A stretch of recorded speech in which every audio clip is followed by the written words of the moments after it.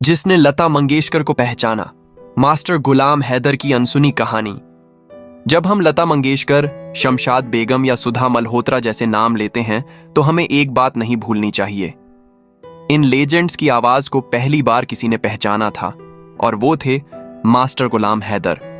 जी हां, सिर्फ पहचान ही नहीं, उन्होंने इन सभी का करियर शुरू किया, उन्हें मौके दिए और इंडियन म्यूजिक इंडस्ट्री को एक नई दिशा दी। नूरजहां जैसी गायिका को भी पहला बड़ा ब्रेक गुलाम हैदर साहब ने ही दिया था।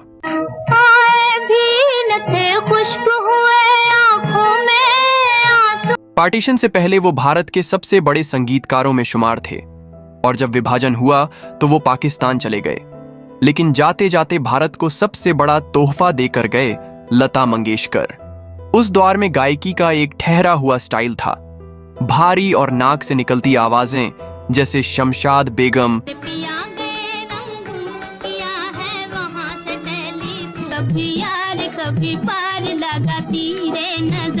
नूरजहां, सुरैया। ऐसे में जब लता मंगेशकर की आवाज सुनी गई, पतली, नाजुक, रेशम जैसी, तो उसे अस्वीकार कर दिया गया। दिल तुझे कसम है, दिल तुझे कसम है, तू गुलाम हैदर लता जी को लेकर पहुंचे प्रोड्यूसर एस मुखर्जी के पास, जॉय मुखर्जी के पिता। लेकिन मुखर्जी साहब ने दो टूक कह दिया, ये आवाज बहुत पतली है, चलेगी नहीं। लेकिन गुलाम हैदर ने हार नहीं मानी।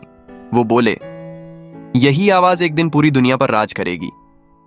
उन्होंने जिद करके लता जी से एक भाई बहन का गाना रिकॉर्ड करवाया।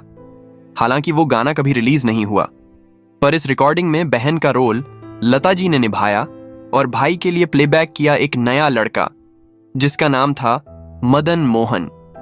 जी हां, वही मदन मोहन जो बाद में रजिया सुल्तान, अनपढ़ और वो कौन थी जैसे अनगिनत नगमों के जादूगर बने। उस वक्त वो गुलाम हैदर साहब के असिस्टेंट थे। लता मंगेशकर को रिजेक्ट करने वाले वही लोग बाद में उनके गाने सुनकर रोते थे। मेरा थोड़ा, वो मुझे कहीं कौन छोड़ा तेरे प्यार ने। गुलाम हैदर को पाकिस्तान में संगीत का सरताज कहा जाता था और भारत में म्यूजिक का मसीहा। मदन मोहन लता जी को दीदी कहते थे और उनके साथ सबसे ज्यादा इमोशनल गाने रिकॉर्ड किए। अफसोस की बात यह है कि 1953 में मास्टर गुलाम हैदर का निधन हो गया, लेकिन लता मंगेशकर उन्हें जीवन भर अपना गॉड फादर मानती रहीं और हम सब भी कृतज्ञ हैं उस इंसान के जो अपने जमाने से आगे सोचता था, जो ट्रेंड्स नहीं टैलेंट पहचानता था, जिसने न सिर्फ लता जी को हमें दिया बल्कि मदन मोहन जैसे लेजेंड को भी रास्ता दिखाया।